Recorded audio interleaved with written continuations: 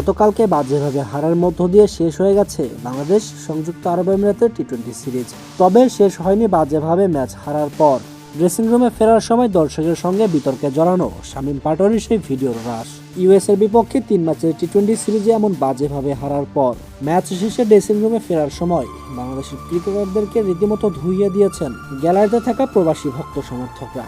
ইউএসের মতো দলের বিপক্ষে টি-20 সিরিজ হার, যে দল কিনা এর আগে কোনো টেস্ট খেলুড়ে দলের বিপক্ষে টি-20 সিরিজ জয় করতে পারেনি, আর না জানে বাংলাদেশি দলের বিপক্ষেই সেই ইতিহাস গড়ল ইউএসএ।